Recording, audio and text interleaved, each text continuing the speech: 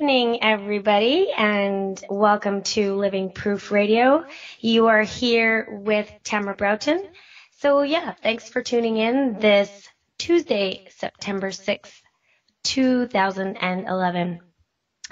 So what I've been saying at the beginning of my show is I've been doing this show now since September of 2009. So I'm actually in my second year with SQR.FM, and I will be having a celebration show coming up here soon to celebrate that 2-year mark.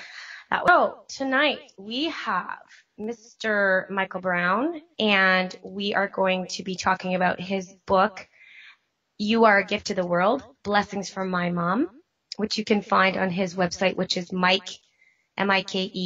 browncoaching.com. Michael is a spiritual life coach who helps people turn their heartfelt dream into physical reality.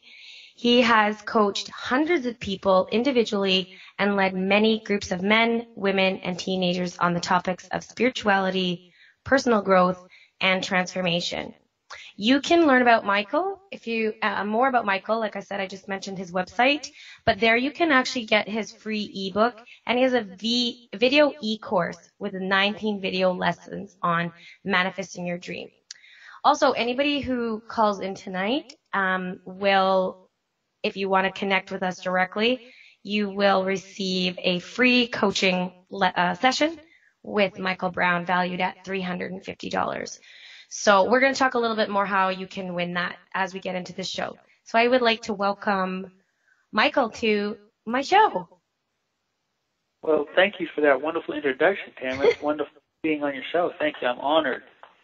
Yes, and you're very welcome, and I'm honored that you came on the show too. And how I met Michael was, I don't know, we just got connected through Facebook, and I don't know who connected with who, and then I saw that you were, that you wrote a book, and then you sent me an email, and then I actually said, well, do you want me to call you? And it was cool because you said, yes, call me.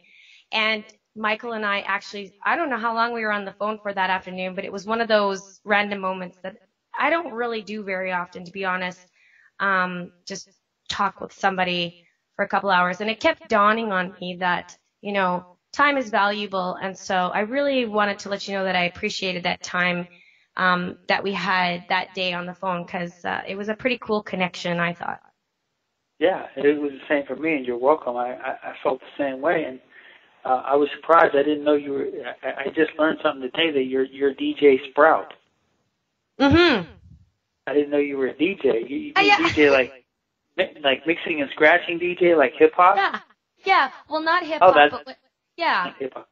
Okay. Yeah. Well, I do actually spin some hip hop, but I'm not very good at scratching. But basically, what I do is I take electronic music, and so yeah, I've played lots of festivals. I do a lot of fashion shows and fundraisers, and what I do is I find really good songs that they have to give me a goosebumps, and all different kinds of music, everything from disco to hip hop to funk, and all those different genres. But the thing that we're doing up there is we're transitioning from one song to another, and the part in between the songs is like you're mixing two different songs together and you're layering them. And so that's the skill that people learn when they're DJing. So how to do that seamlessly. Yeah. That's cool, because I used to, back in the day, back like in the 80s, I used to DJ and rap, and I was in the whole hip hop scene. I used to break dance and pop and all that. Really? Stuff. Yes. That's so cool. Well, is it a surprise then that we connected? No, not at all. When you said DJ Sprout, I was like, oh, DJ Sprout. Yeah. It's just cool. Well, and it's so cool because just 2 weeks ago I went to play a party that's sort of the scene is just blossoming in this little town in BC. And I felt like really drawn to go there and talk to them about, how to do this with, build a good foundation, because it attracts all kinds of people and all kinds of interesting things go on at these parties. And it was really cool, Michael, because, the kids there were talking about being positive and having spiritual experiences and crystals. And when I got into this 10 years ago, that's not necessarily what people were talking about in my groups. I know that some of the events that I went to, like Shambhala up here, there's more and more popping up that are spiritually based. They're talking about it. But I mean, that for me to be able to combine everything that I do with DJing, I mean, I really struggled with both of those as sort of separate lives. And now I'm bringing them together. So it's really, truly amazing. Like, it's just amazing for me right now. So That is cool. That's cool. So just because this is, the first time on my show, I really like to start from, well, first of all, how are you today? I'm doing pretty good. I'm great. I'm sitting here in my home right now. I'm looking out the window and I can see. I live in San Luis Obispo, so California. So I have this great view from my window where I just see the mountains. Amazing. I live up in this house on the hill and I just see these mountains and trees. And I actually posted it on my Facebook. It's just an incredible view. So I feel That's great. Amazing. Awesome. Well, great. And I'd like to go back to the time in your life when maybe like even, before the 80s, before you knew you were gonna, I learned so much about you through that conversation that we had that day. And a couple of things actually came out of that, resonated out of that affected the guy that I'm with right now. But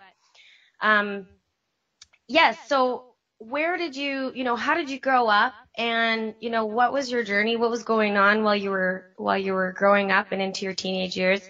And kind of go from there and what brought you to where you are now. Just give us a little bit of history.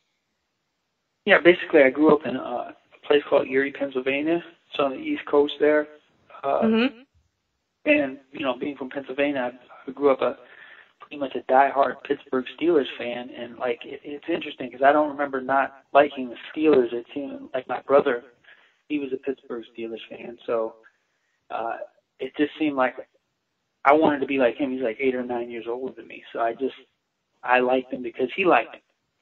And it's interesting, even to now, I still like him. And it's like part of our connection is the Pittsburgh Steelers. And so, I'm from that area, and I grew up there. Probably when I was about 8 or 9, I think my mom and dad were married. They got a divorce. And so it was me, my brother, and my sister, and my dad were all there. And then it was like my brother and sister went away to college, and then it was just me and my mom, basically from, when I was 9 years old on and all the way up till high school. And then when I was 19, I graduated from high school. I always like to tell people this, Tammra. I graduated from high school on June 7th, 1989. And the next day, June 8th, 1989, I was on the bus to go to basic training in the United States. The next day after I graduated, can you imagine you graduate from high school and you're on the bus next day to go to basic training? Is that Army? Yeah, the Army. Right. Wow. So it was like I was just, and I remember that. I remember I set it up that way because I was just worried that if I hung out there that I'd never leave. Like I wanted to leave. Like I was afraid I would be stuck there, or I would be dependent on my mom. Actually, because I lived with my mom at that time, and so I said I got to get it. I got to go. Right. So that was like, and I didn't really necessarily want to go into the Army. I just didn't know what else to do. It just seemed like something that was going to get me out and get me into something quickly. Yeah. So I know my dad wanted to enlist me in the Army. Yeah, and it wasn't the most pleasant experience in the world, I can tell you. I was in there for 4 years, and it was, I was with my mom from 9 to 19, and, I was a mama's boy. And being with my mom, I kind of just did what I wanted to do when I wanted to do it. So I went from that into the Army, like where it's just the complete opposite. Like one day I'm just doing whatever I want to do. The next day, everything is regimented, and I got to do what I'm being told to do. And but I think it was necessarily part of my growth. It wasn't that, sometimes growth is not always warm and fuzzy, and it wasn't a warm and fuzzy period of my life, but I'm grateful for it, though. I'm grateful for that time that I was in there for sure. I got a lot out of that. Yeah. And then when I got out of the Army, I went straight into college. I never really did that well in school growing up, so I had this thing about I wanted to prove that I could do well in school. So I went into college, and I went to a community college right out of the Army for about 2 years, and I ended up earning an academic scholarship to go to George Washington University, which is one of the top 50 universities in the country. Oh, cool. I mean, I was like blown away by that. I was like, to me, that was my dream at that point in time. Like, I'm going to get a scholarship to go to a big university, and so I got that. And then I went to George Washington, and I ended up majoring in sociology because I love people. That's like kind of where I just love like studying people and learning about people. And so it's going to either be psychology or sociology, and I picked sociology, like with a minor in psychology.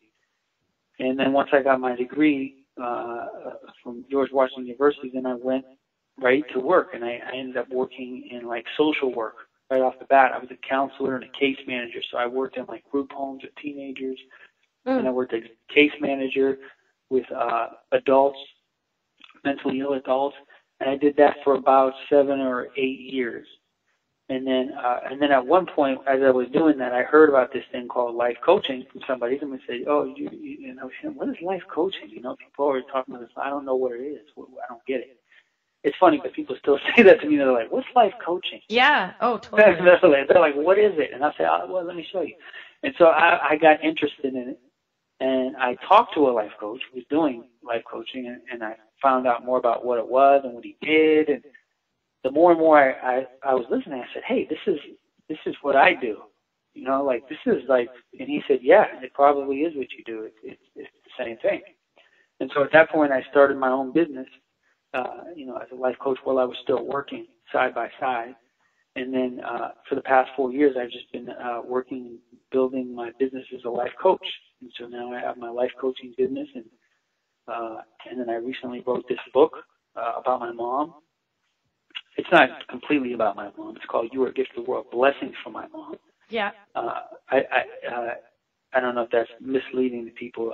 A lot of the stories in there are about my mom. I got a lot of those blessings from my mom, but there's also some of my own personal transformative stories are in the book, or just other. But a lot of it came from her, because really, like, I'm a product of her.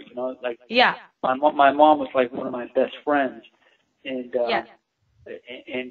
teachers. To tell you the truth, she was the greatest spiritual teacher I had, and we read the same kind of books, and we talked about the same type of. We had a similar philosophy of life, which once I started working with people, I realized what a gift that was, because not everybody has that kind of a relationship, like where your mother is your very good friend, So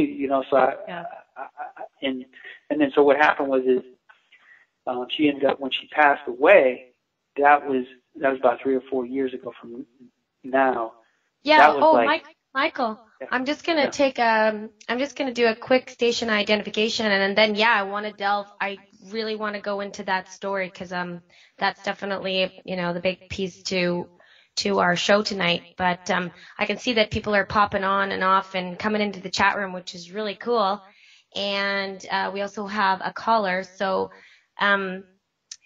if you're listening right now, you are listening to Living Proof Radio. We are here with Michael Brown from MikeBrownCoaching.com. That's MikeBrown and coaching.com. And we're talking about his book, You Are a Gift to the World, Blessings from My Mom. If you want to give us a call tonight, if you decide you're going to come and talk to Michael or ask him any questions, remember he's also a life coach. So if you want to, even if you haven't read his book or you don't know anything about him, give us a call. You can find all of that information out at sqr.fm. If you scroll down on the right-hand side, you'll see all the phone numbers from around the globe. I actually forgot to mention the phone numbers at the beginning of the show. That was kind of silly. So the numbers for US and Canada, and we have numbers from all over the world there. So you just press on the scroll down button, and then there's also the number for Australia.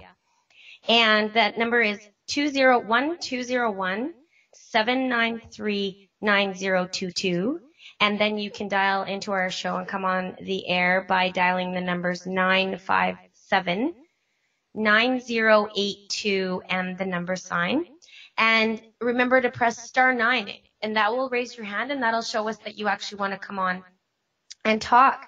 And yeah, feel free to ask any questions, explain what's going on in your life. Michael has a lot of really great tools, I'm sure, in his tool bag. As we get to know him a little bit more here, you'll find that out. And also we're going to delve more into his book and his story and connection with his mom, which I know that my mom is listening tonight too. So that's really cool. Not too often I see friends and family popping on my radio shows. So that's great.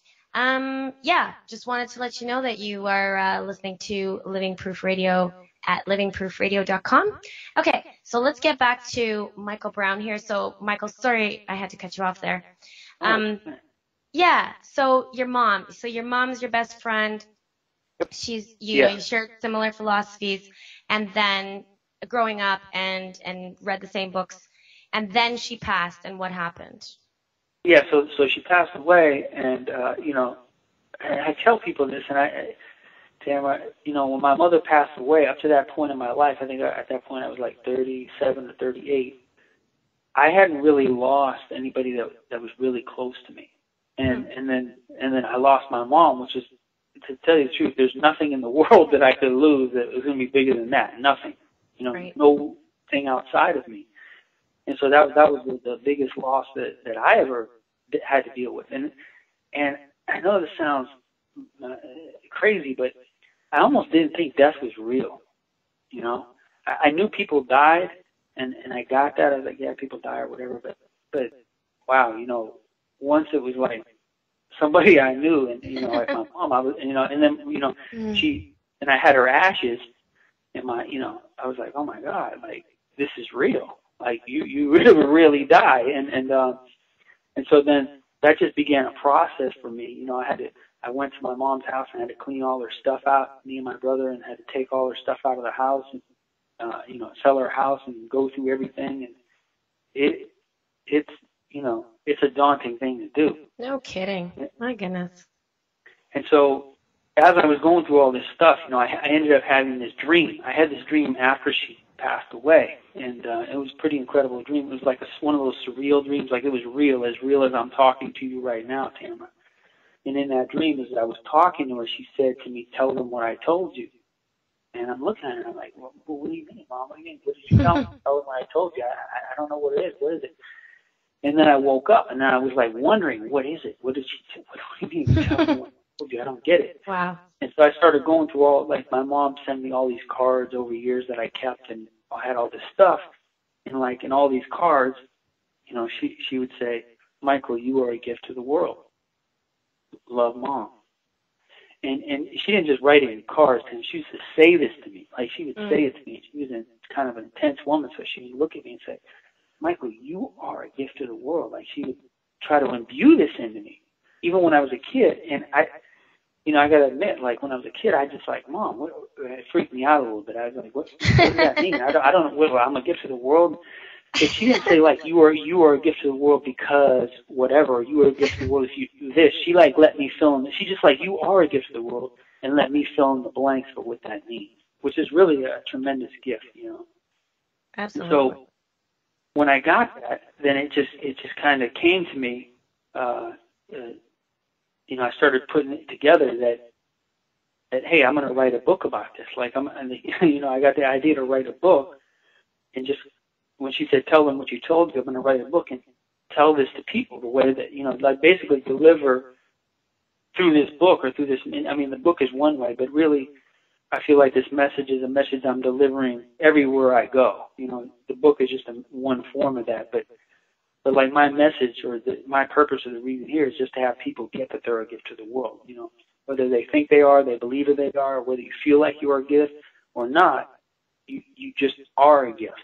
You just are, and that's the way my mother delivered to me. So I just wanted to put these stories and this message in that book to deliver that to people so they could have experience. Like my promise of the book is that you'll have an experiential knowing that you're a gift to the world. And so, I mean, that's it in a nutshell. That's how I came, up with that book. And I don't know if that answers your question. Yeah, that's cool. Yeah. Oh, yeah.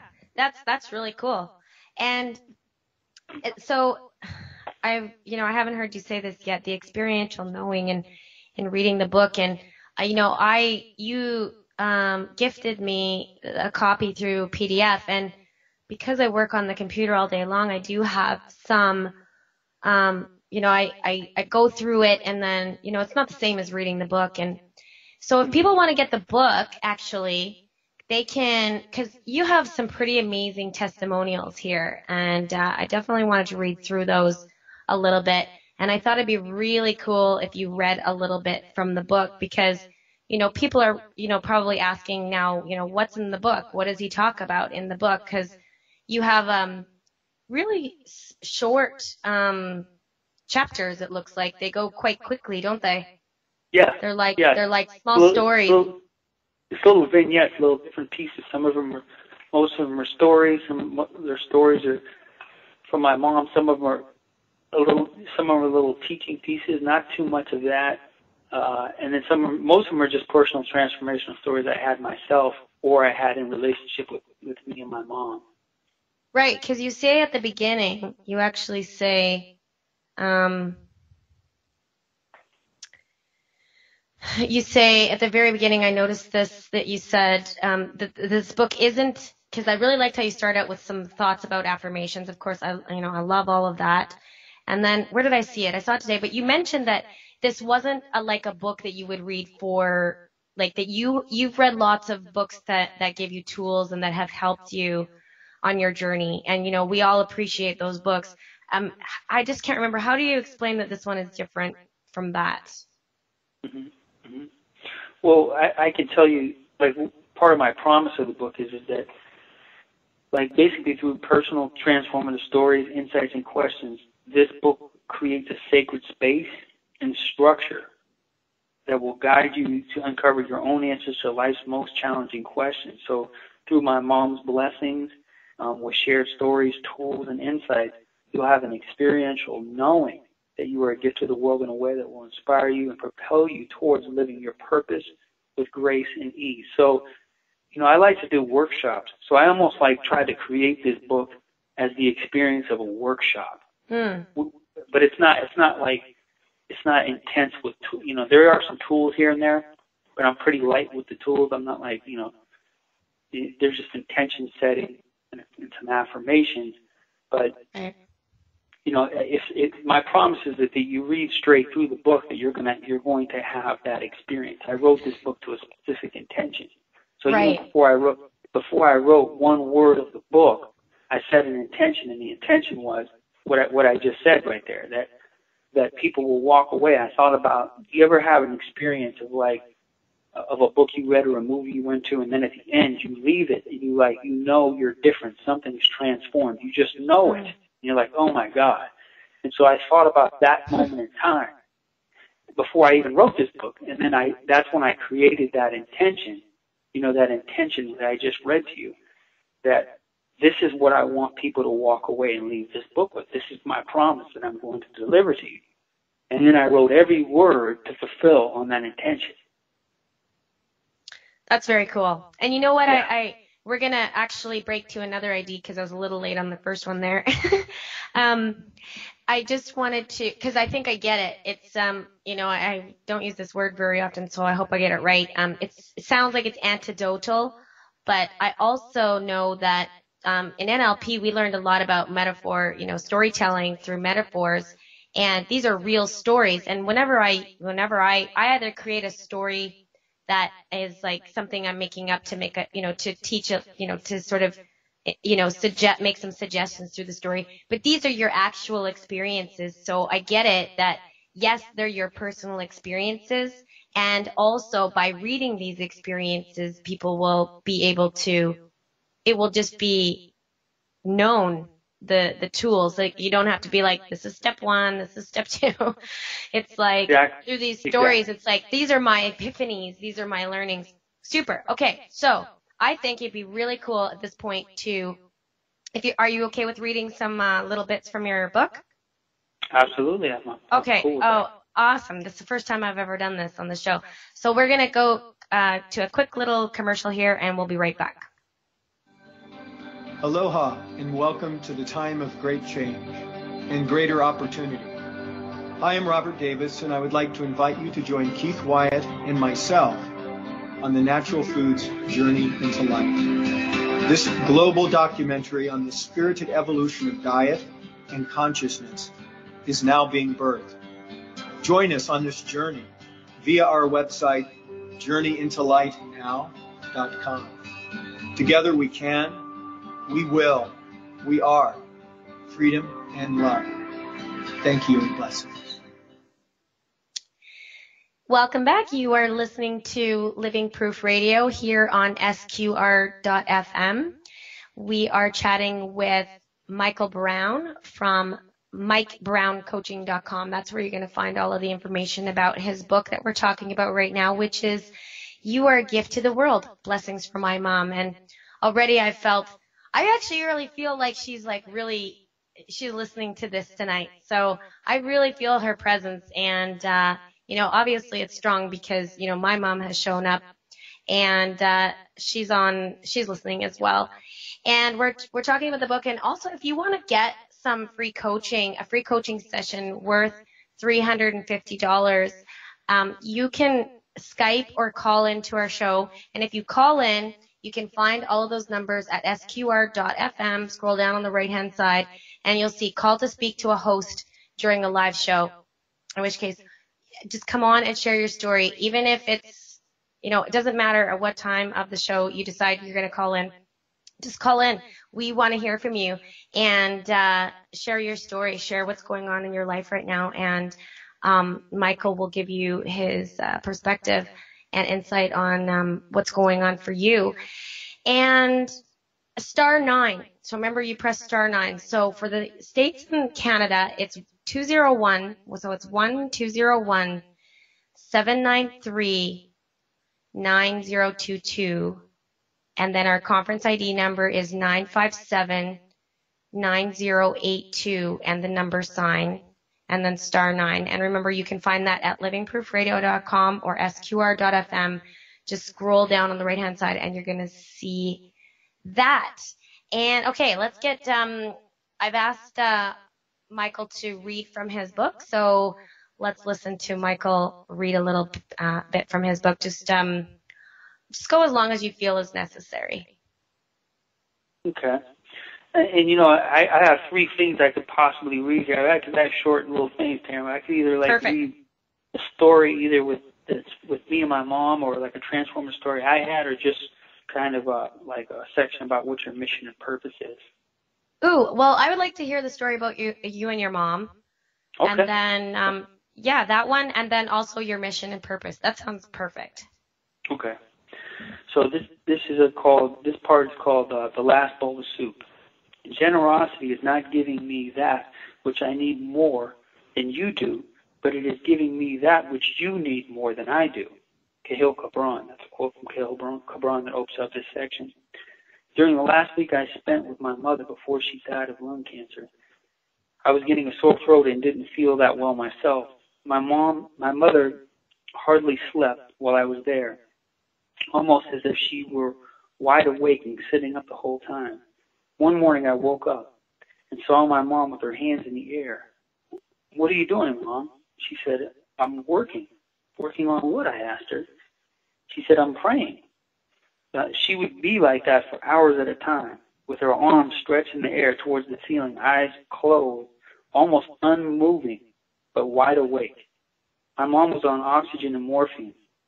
She had a makeshift bathroom downstairs because it was hard for her to walk up the steps. During this time, she knew I was starting to feel sick. She was sleeping on the couch and I was sleeping on a bed beside her. One day when I was sleeping, she got up and went into the kitchen. I woke up and there she was, barely able to walk, holding this bowl of soup in her hand. Her hands were shaking, almost spilling the soup. And she was walking towards me, near death, barely able to move. She made me a bowl of soup and brought it to me. I jumped up and ran towards her to grab the soup before she dropped it. I said, "What are you doing, Mom?" I made you a bowl of soup," she said. "Mom, you shouldn't be doing that. You can barely walk. Go and lie down." I'm not sure if I ever thanked her. I was upset at the moment because she was trying to do things she couldn't do, and she needed to rest. Or that's what I thought. I thought she was crazy, but that's just what she wanted to do. That's what she did her whole life. She served people, not just me, everybody. Now I think, thank you so much, Mom. Thank you, thank you, thank you. It was the last bowl of soup she ever made for me. What a precious gift. Oh my gosh. I'm like on the verge of tears. Yeah. Yeah. Okay, so it's obviously your book is, stories like this, and I just think of what gives us purpose in our life, and for so many moms, it's a bowl of soup. And interestingly, I only have a couple of memories of my grandmothers, both passed when I was quite young, like 8, and one of them is about soup. So. Yeah. So that definitely hit home, because that's the last thing I remember about my grandmother.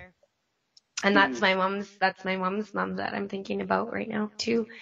So yeah, what gives people purpose? And she just wanted to have some, my guess is that, that gave her some purpose and to her day, even though it was of her last days. So interesting. Oh, beautiful. Thanks for sharing. You're welcome. You're most welcome. Yeah. So yeah, let's hear some more blessings from your mom. Okay. This other one's not just necessarily a story about my mom. It's just more a part that I wrote, and it's called What is Your Mission and Purpose? Each person comes into the world with a specific destiny. He has something to fulfill. Some message has to be delivered. Some work has to be completed. You are not here accidentally. You are here meaningfully. The whole intends to do something through you. And that's a quote from Osho. Now, if you look around, it becomes clear that everything within the universe exhibits order. You don't need to look far to see that. You can look in your own body temple to see the order that's displayed within your body. Oxygen comes into your lungs and is broken down and distributed through your blood cell and into your bloodstream, carried to each and every organ to enrich and oxygenate it with life-giving force. At the same time, blood cells carry carbon dioxide or waste materials out of your bloodstream and back into your lungs so you can breathe out carbon dioxide. Interestingly enough, the carbon dioxide that you breathe out is what plant life needs to live. Plants breathe it in and give off oxygen that we need, and in turn, plant life gets its energy from the sun through photosynthesis. These examples illustrate the order of the universe. Within your body temple, you have lungs, a liver, a stomach, esophagus, an entire complex, organized, and functional operating system. It's clearly ordered, but you did not create this. Each atom and cell within your body has a duty. It's moving in a direction and automatically fulfilling its function. As an individual cell, it's not necessarily concerned about all the other cells and what they're doing. It's just fulfilling its purpose and moving along. The white blood cell heals the injured parts of your bodies because that's its purpose. When we as humans create something that has structure and organization and a certain type of order, function, and purpose, there's always a creator. When a house is built, there is a design, the planning and the building of the structure until it's a physical house. Whether or not you believe in God, it's difficult to deny that there is an order, function, and purpose in this world. You only need to open your eyes and look around. You can't get away from it. You're imbued in purpose. So we're here right now. This is an undeniable truth. We are functional and live in an orderly universe. Within that order, we are individually and collectively fulfilling a purpose or a function within the whole of it. If you think about it, I'm different, I'm separate, I'm not a part of this world. That thought of separation is simply that, just a thought. You cannot not be separated from the world. You can only have thoughts of not being a part of it. You have a function and a purpose. If you didn't, you simply wouldn't be here. You are like a fish in the water saying, I'm thirsty. But the fish can't get out of the water. It's the same with you in the world and in your physical body. You are a spiritual being having a human experience. So I invite you to ask yourself these questions out loud with an anticipation and openness of receiving an answer. And write out the answers on a piece of paper. Listen for the answer and it will come to you. What is your mission? What is your purpose? What are you here on the planet Earth? Why are you here on the planet Earth? What is your function? How are you part of the order that's happening right now? What gifts have you come to give? What role are you playing right here? In what direction are you moving? As you continue this journey of opening yourself to the present that is you, you will continue to give the gift that is you into the world. If you weren't here, the world will miss a part of its wholeness.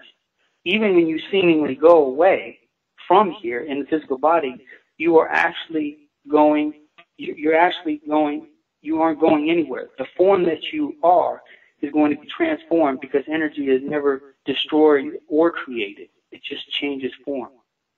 So as you continue to grow and unfold, give yourself permission to open up to the present as you. I invite you to see your own life as a prayer and live it fully as the answer. You are a gift to the world. I love it. Wow, there was so much in there that I was listening to the questions, and I was asking myself those questions as you went through them, and it was really funny because I was like, okay, I'm here to help other people to, comprehend maybe more what looks like complex ideas and make them more simple and simplify them, because there's a lot of fear in our world, and when things like this come along, some people are like, think that they're not equipped to or educated enough to understand this. And so I feel like my purpose is to make it simple. And then as you went down the list, I was like, I'm pretty sure I'm here to make people laugh, because laughter is just so awesome. So we're about 10 minutes to the end of our show. And if you're just tuning in now, you're listening to Living Proof Radio with Tammra Broughton, and we're chatting with Michael Brown. You can find out about everything we're talking about on our show tonight by visiting his website, www.mikebrowncoaching, so M-I-K-E, Brown like the color, and coaching. And he's got lots of things available there, ebooks, free ebook, and also 19 video lessons, which I think is really cool, because video is, people see your face, right? So it's so much more real and personable. I loved what you said about the one thing that I wrote down from that passage that you just read was open up the present that is you. The word present is just one of those amazing words that has so many, people think, well, what is the present? Or, how can I live in the present?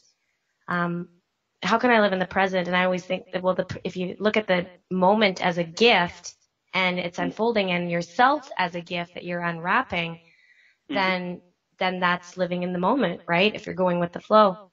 So I'm gonna read a couple of your testimonials, but before I do that, something came across my mind when you were reading this, and actually got the answer through your passage. But how would you help somebody who was, let's say later on in life that they live their life out, and they don't, maybe they've recently lost their job, and they're they're feeling like they're getting older and time is running out maybe. And, because I get this a lot of times from people, and as they hit the ages of 50, 60, and 70, saying, I don't know what what am I really here to do? And, I don't feel like I have the energy or ability to find a new job. I'm running out of money. And they just really, there's so many people out there, especially, our elders and stuff like that, that don't have, life insurance, or they don't have any money coming in. What would you say to somebody like that? If they came to you right now and they said that, how would you guide them and where to go? That's a great question, Tammra. And, one of the things I say, and I believe me, it took me a long time to come up with this, but like I say, I help people to turn their heartfelt dream into physical reality. And I didn't just make that up one day. Like, that was many years in coming. And it's because I believe that every human being, whatever age they are, from 0 to 100, or they have a heartfelt dream. Now, your heartfelt dream, it could be this one day and it's something else the next day. That's fine. But I always start with that question: what is your heartfelt dream? Now, when I ask people that question, okay, people respond. Just usually, there's a few things that I think happen with people. They either have it, and they'll play the I don't know game. I don't know. I don't know what it is. Now, a lot of times I think people say that because there's something that they know they really want to do, and they can't even say it out loud out of their mouth, Tammra, because they're afraid of what happens if they just say it. Like somebody might laugh at them or think that's ridiculous or whatever. Yeah. So they won't even utter what it is that they really want to do in their heart. And I'm telling you, it's right there for all of us. You know what it is. Even as I'm speaking to you, if you're listening right now, you know what it is. And maybe you never said it out loud, but you know what it is. Now, we pretend like we don't know what it is, but we know what it is. And so that's the question I ask. And then people say different things. They'll say, I don't know, or I just don't know why I'm here, or I don't know what my purpose is, or maybe it's this, or they'll say what it is, or they'll say I already fulfilled it. But then there's always something else. There's always something else there. Like even with my mother, when she was at the end, she had terminal cancer. She had a few months left to live. I mean, lung cancer, I think the rate for survival is like 0.01. And even then, and I was asking her, like, Mom, what is it that you want to do? And she said, I want to go and I want to talk to children. Like, I want to go to school and I want to talk to people about smoking. And she did that. She made a commercial where she was on a commercial for hospice. And I have, like, the recorded commercial, and she was on there talking about, like, her experience, so that was her heartfelt dream at that moment in time, at the end of her life. Mm-hmm. So I think that, a heartfelt dream isn't necessarily just one thing. You can have a at one time my heartfelt dream was to get a scholarship at a college, and then I did that, and then there's another one, and then there's another one, and then you fulfill it, and then there's another one. So for me, it's not even so much about fulfilling every single thing as it's being in the energy of going for it. Like that is where life is lived. It's like I have this dream and I'm going to enjoy going for it. Like you can enjoy your life going for your dream. Now, whether you ever get to it or not, maybe you will, maybe you're not. But in our culture, we're so caught up in getting it that sometimes it distracts us from enjoying. That's where life is lived. It's lived in the process of going for it. And so that's what I try. That's what I enroll people into. First of all, just being able to utter it and say it out loud.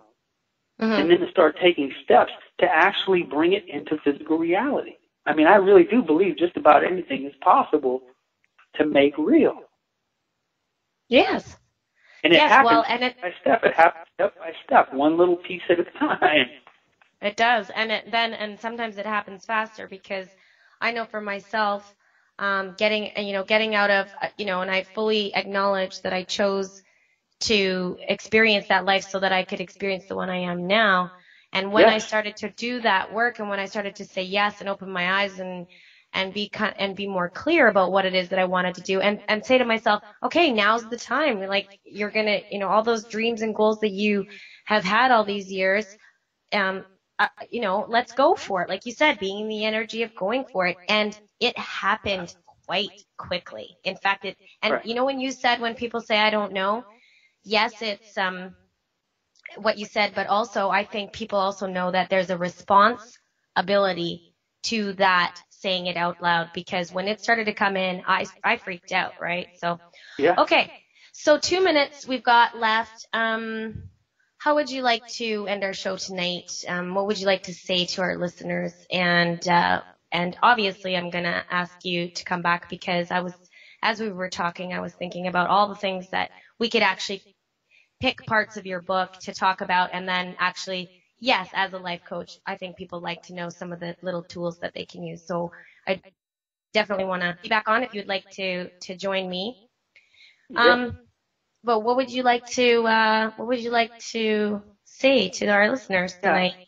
I think I just kind of want to leave off on that because this is something I say to my clients a lot, and I just say, hey, just leave where I left off at, Tammra, is that that, like, life is going by with you or without you. Like, life is happening right now, and then the next moment, and the next moment, and the next moment. It might as well be what you want, and, like, you have some say-so over that. You have some impact. You have a voice to create and manifest what you'd like to manifest in your life. Now, whether you believe that or think that or not, you are creating all the time. With everything that you say and everything you think and everything you feel and everything that you put out there, you're bringing something forward. Whether you like it or believe it or not, you are. And so, part of the work that I do, and then Tammra does the same thing, she's doing the same type of work, is really to get people in alignment with what they're saying, with what they're doing, with what they're thinking, with what you're feeling, so that you're creating, so that we can co-create. You can create individually your heartfelt dream, and we can also co-create a world where everybody wins. So that's what I really want to say to people. Like, man, life is precious. That's what I learned about my mom when she left. It made me look at my own life and say, hey, I'm 40, and maybe I got 40 more years, so I'm going for it. Yes. That's awesome. We are actually at the very end of our show. We could be cut off any second here. Can you hear us, Mom? Yes, I can. Okay, that's my mom. Hey, Mom. And, hi. Hi, Michael. I'm sorry, Mom. We have to say Mom, goodbye. it's you. Okay. Been nice meeting you on the phone. Thank you for Okay. your... Thanks to everybody for listening to this evening to Living Proof Radio, where we are saying goodnight. Thanks to SQR and Clyde and Holly and everybody listening. Have a sweet night, and thanks again, Michael.